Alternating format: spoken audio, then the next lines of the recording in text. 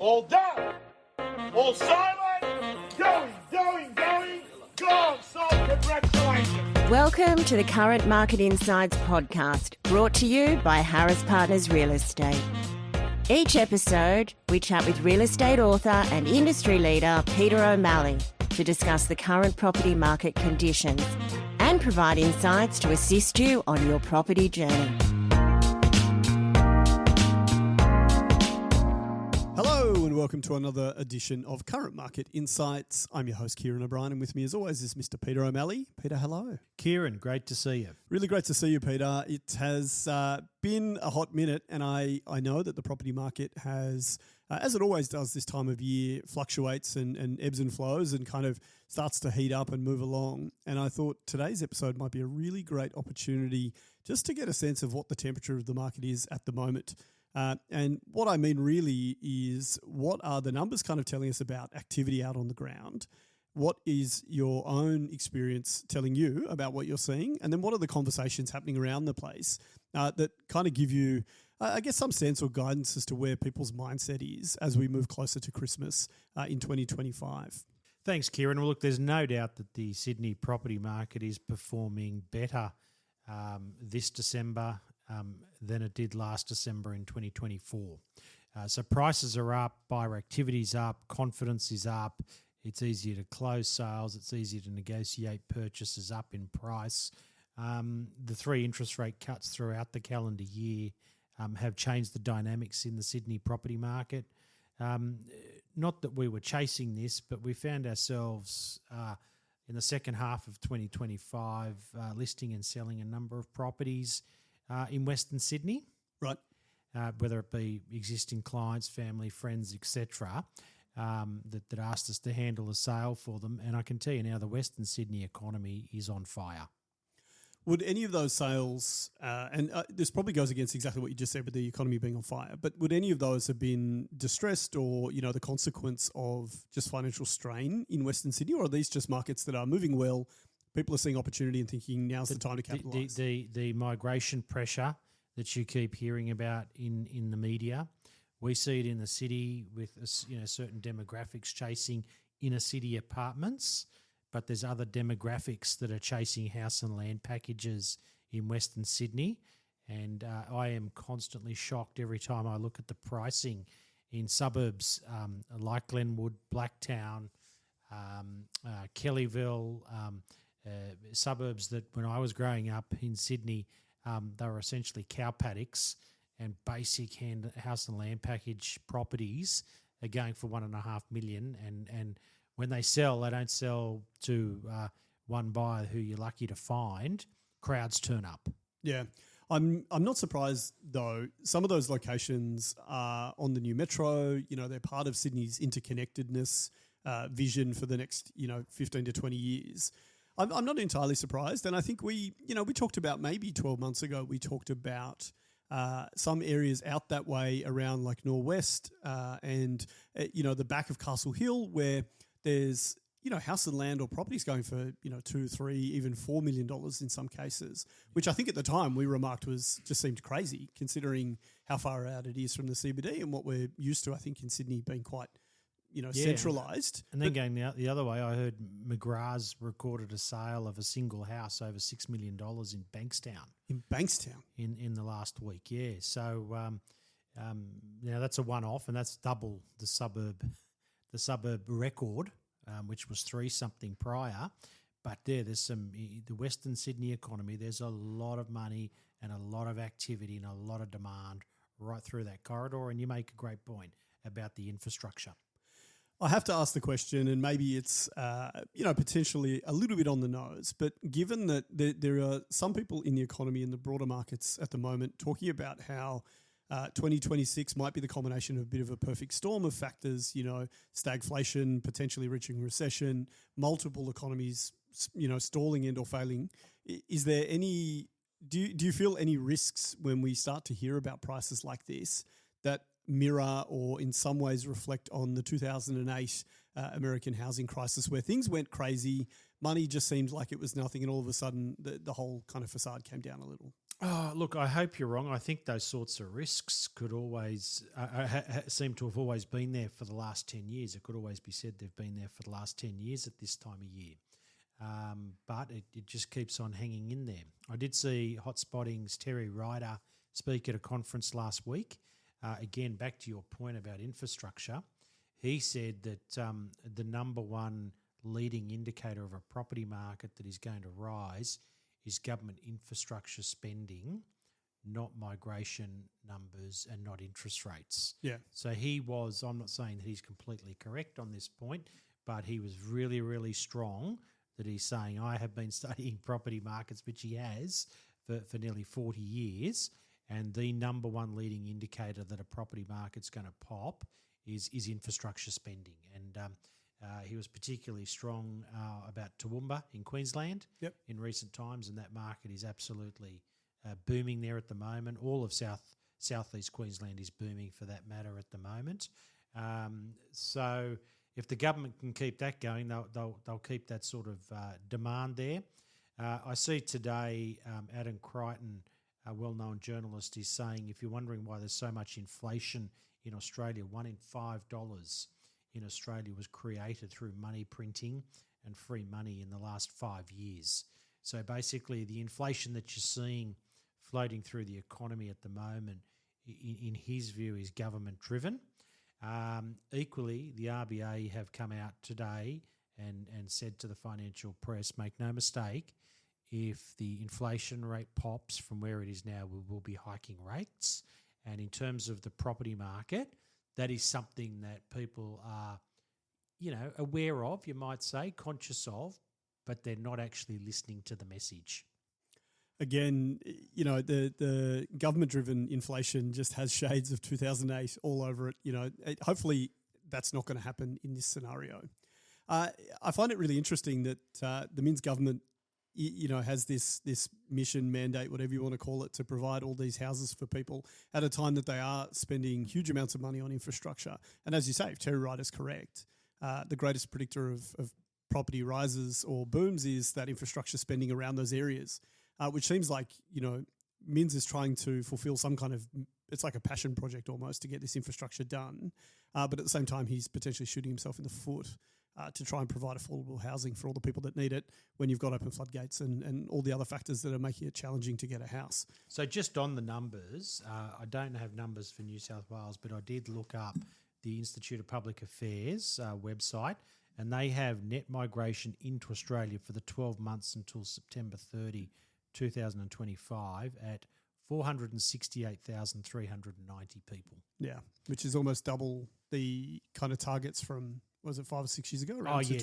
Definitely. So that's let's just round it off at 470,000 people in the 12 months to September 30. That's after 2 or 3 years of sustained migration pressure along those lines. I think 1 year it got up to close to 560 or 570 or something. So well above that number. So year on year, these are massive numbers of new migrants that are coming into the country. For what it's worth, we're not racist. We're not anti-immigration. We're just saying if you're going to invite that many people to a party, you got to have a chair for them to sit on and a house for them to live in. Yeah. And we don't have a house for these people to live in. Even assuming, I know we talked about the average household, 2.1 or whatever it may be, even rounding that up and saying that there's 3 per household, we're still not producing the 150,000 or more properties that we need to meet that demand. Because again, the majority come to New South Wales, then they go to Melbourne, then they go to Brisbane or whatever it might be. But there is still city-centric migration. They're not going out into the regions where there's capacity. The regions are doing well, though. The capitals in the regions are doing well. Your Wollongong, your Newcastle, Canberra, which is a capital in its own right, of course. The Blue Mountains. So the regions are doing well. And then what's interesting is we sold a inner city apartment in October, and I had a real estate agent from the city ring me and say, "Hey, how'd you sell that? And who was the buyer? And just tell me about the campaign because I've got one coming up close by." And I said, look, we sold something, in Ashfield, which I would have always had the inner city apartments as being stronger and higher demand than Ashfield with respect. And I said, we sold Ashfield in an absolute frenzy with a multitude of bids. And I said, this inner city apartment took 3 months to sell, and it was really, really hard work. And the owner didn't sell it for much more than they paid quite some time ago, 8-9 years ago. And he said, I have sold inner city apartments in the city where the owners have sold them for less than they paid 10 years ago. He said, inner city apartments are dead. So again, if people are after a contrarian investment, it has to be in the right building, and it has to be something with some redeeming, unique features. But inner city apartments are desperately unloved at the moment. They are showing value. If you're talking about inner city apartments in the city of Sydney selling in some cases for less than the owners paid 10 years ago, and you are after an investment, start having a look at some of that stuff and find the best of the leftover product, I'd say.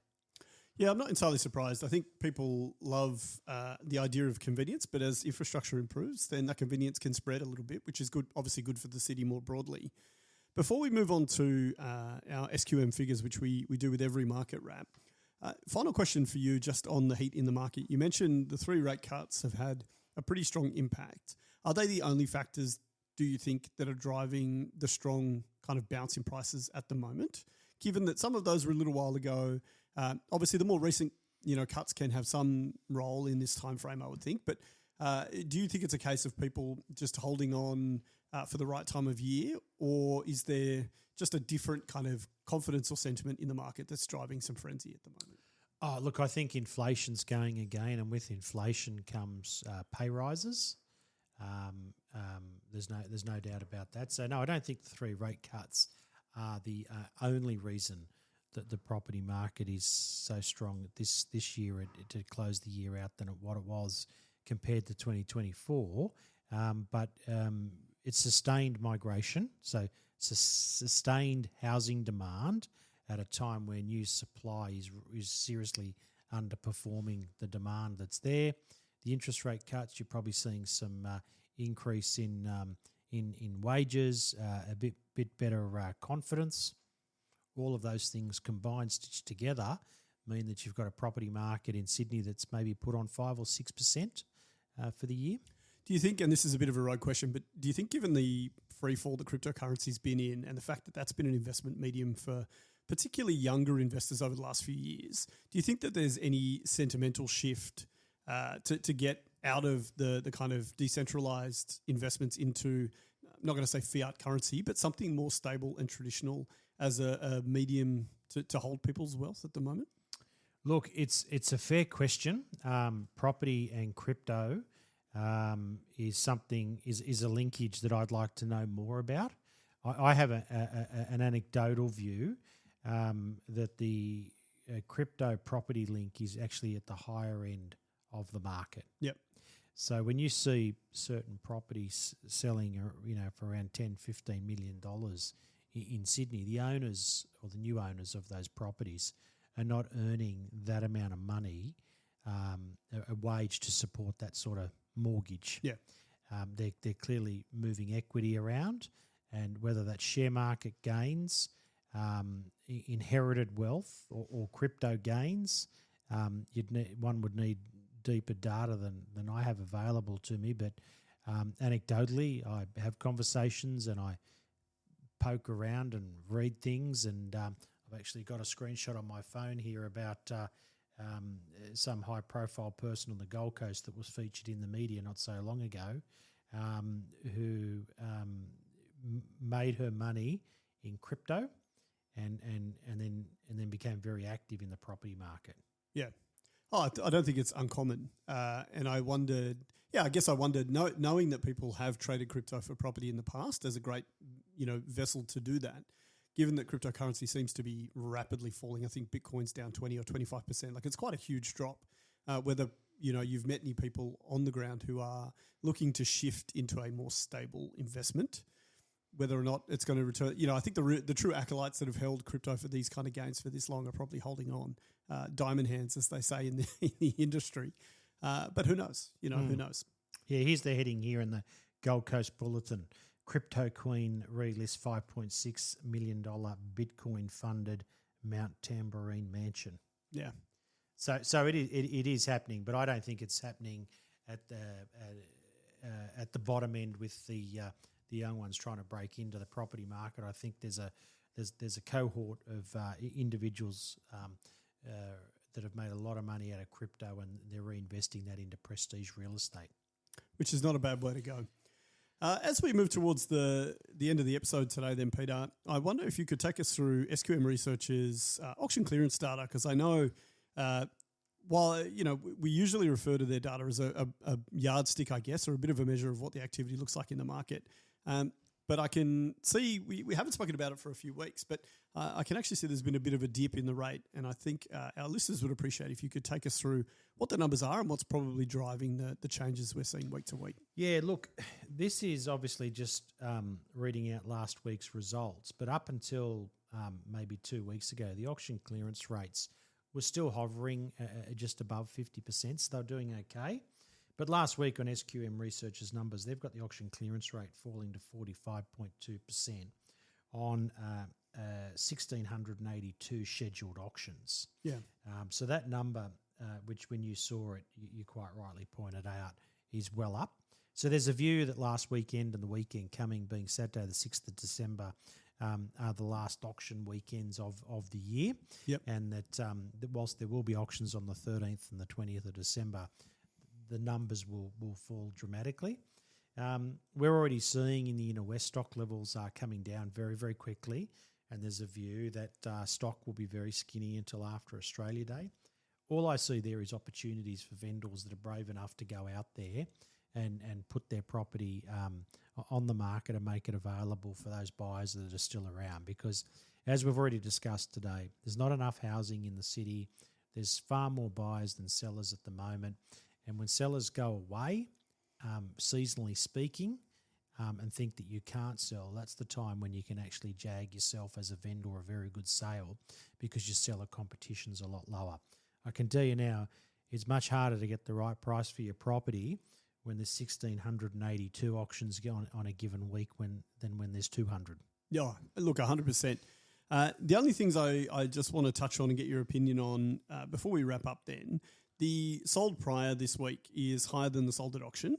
Now, that's not particularly uncommon, but given that it's maybe, 10% above, do you think there's any indication there that vendors are trying to exit the market before we get too close to Christmas? Is there any, I'm not going to say desperation, but maybe a slightly greater sense of urgency given that we are coming to Christmas time? Look, I can only talk about the stuff that I hear about the industry firsthand and through podcasts and consumers' experiences on the ground. There's no bidding wars. Yeah. The bidding wars have not really occurred this spring. We've said it before. We don't want to labour the listener, but spring is not the best time to sell your property. Yeah. Too much stock comes to market every year and dilutes the buyer demand. Right at the moment where a lot of vendors are packing up and saying, well, you can't sell now, is the time that you should give consideration to going to market, because there's good buyers in the marketplace who haven't secured something over the spring and have suddenly watched the available options before them, dry up very quickly. Now, if the inflation number on, I think it's Wednesday, January 29, is a bad number, the RBA have said we will not be afraid, if required, to increase interest rates. So we're about 6 to 8 weeks away from that event. Vendors should be giving serious consideration. Can I pinch a sale at the right price in that time frame, even if it's an unconventional time of year? And this time last year to start the beginning of this year, I should say, to start 2025, we'd knocked over 4 sales before the 20th of January. Yeah. Because there was no stock on the market. And we said to the clients who trusted our read on it, go now, go when there's no competition, get yourself the right price and move on. And that strategy worked, and we'll do it again next year. So it's an interesting time. You can't take your eye off the ball. But I have been hearing in industry podcasts that the auction clearance rate has been going down in the last week or so, and the number of bidders per property has fallen away. I just want to wrap up by saying it's been a great episode today, but your point around just holding firm to Christmas and the New Year window, it really does hold true. I think everyone who has worked for you or Harris Partners over a Christmas or a New Year's period, myself included, has either sold a property or wrapped up the final bits on Christmas Eve, many times over. And I think you're exactly right. There is great opportunity for any vendor who trusts the process and holds, because you find yourself with a bunch of buyers sitting around on holidays with not much to do except browse property, and all of a sudden they realise there's a couple that might suit and they turn up and they go for it. So I think, listeners out there who are considering going on the market or already on and want to hold, more likely to have a Merry Christmas than otherwise, I suspect. Look, really great episode today, Peter. Interesting to see the bounce in the market. I'm not totally surprised to see the increase in stock, but I certainly know that things will quieten down a little bit as we move through December now. But as always, I appreciate you coming in and having a chat with our listeners. Thanks, Ciaran. All the best. All the best to you, and thanks to everyone for listening to Current Market Insights. We look forward to speaking with you next time. Thanks for joining us on the Current Market Insights podcast, brought to you by Harris Partners Real Estate, the podcast providing real estate insights you won't find anywhere else.